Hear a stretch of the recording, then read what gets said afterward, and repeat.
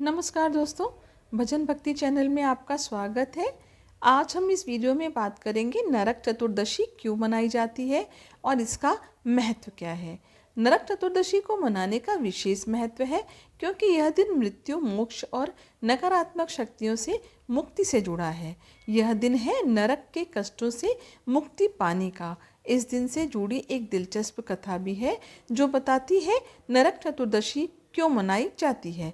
साथ में यह भी जानेंगे कि इस दिन क्या नहीं करना चाहिए। नरक चतुर्दशी को हर साल यह पर्व कार्तिक मास के कृष्ण पक्ष की चतुर्थी तिथि को मनाया जाता है। यह पर्व दिवाली से एक दिन पहले मनाया जाता है और इसे हम रूप चौदस, छोटी दिवाली और काली चतुर्थी भी कहते हैं। इस दिन लोग यम का दीपक जलाते हैं ताकि अपने परिवार को यमराज के कष्टों से बचाया जा सके। इस दिन अभ्यंग स्नान भी किया जाता है ताकि मोक्ष के करीब जा सके और इस दिन पूर्वजों के लिए 14 दिया भी जलाया जाता है ताकि 14 पूर्वज आकर आपको आशीर्वाद दे सकें। इस दिन को मनाने की शुरुआत कैसे हुई, इससे जुड़ी एक दिलचस्प कथा भी है। प्राचीन काल में नरकासुर नाम का एक अत्याचारी राक्षस था जिसने स्वर्ग और पृथ्वी दोनों जगहों पर भारी उत्पात मचा रखा था। उसके अत्याचार से मनुष्य के साथ साथ सभी देवतागण भी परेशान हो गए। वो विश्व विजेता बनना चाहता था, इसलिए उसने कई राजाओं को और उस राज्य की 16,000 कन्याओं को बंदी बना लिया था। वो उन कन्याओं से जबरन विवाह करना चाहता था। नरकासुर यह अनर्थ ना कर दे, इसलिए एक दिन देवराज इंद्र भगवान कृष्ण के पास मदद मांगने गए और उन्हें नरकासुर के अत्याचारों की सारी बात कही। नरकासुर को ये श्राप मिला हुआ था कि वह स्त्री के हाथों ही मारा जाएगा और इस बात को श्री कृष्ण भली भांति जानते थे।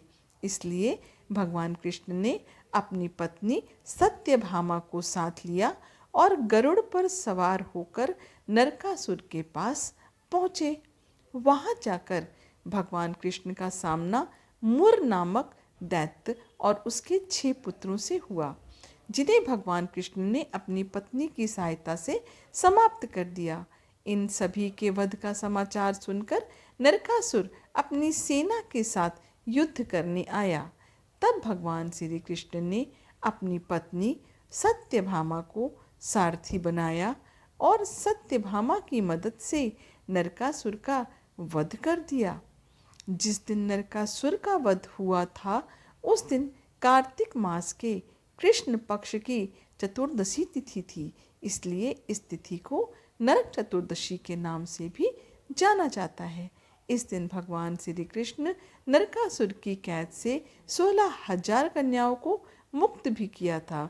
इसी कारण उस दिन दीपक जलाकर खुशी मनाई गई थी। यही वो 16,000 कन्याएं हैं जो बदनामी के भय से अपने परिवार के पास नहीं लौटी, बल्कि उन्होंने श्री कृष्ण को ही अपना सब कुछ मान लिया। इसलिए भी कहते हैं कि श्री कृष्ण की 16,000 पत्नियां हैं। आइए अब जानते हैं नरक चतुर्दशी पर क्या नहीं करना चाहिए। नरक चतुर्दशी के दिन भगवान श्री कृष्ण या विष्णु भगवान की पूजा करना शुभ माना जाता है। इस दिन देवता यमराज की पूजा भी की जाती है, इसलिए इस दिन किसी भी प्रकार की जीव हत्या नहीं करनी चाहिए। इस दिन दक्षिण दिशा में यम का दीपक जलाया जाता है, इसलिए इस दिन घर की दक्षिणी दिशा को गंदा ना रखें। इस दिन शरीर पर तेल लगाकर अभ्यंग स्नान किया जाता है, इसलिए इस दिन तेल का दान भी नहीं करना चाहिए। ऐसा करने से माँ लक्ष्मी नाराज होती हैं। इस दिन मांसाहार भोजन का सेवन बिल्कुल भी नहीं करना चाहिए और ना ही देर तक सोना चाहिए। ऐसा करने से माँ लक्ष्मी नाराज हो जाती हैं।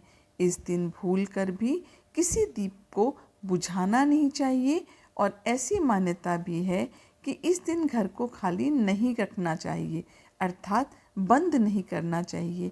अगर किसी जरूरी काम से कहीं जाना भी पड़े तो घर के किसी एक सदस्य को घर में ही रहना चाहिए।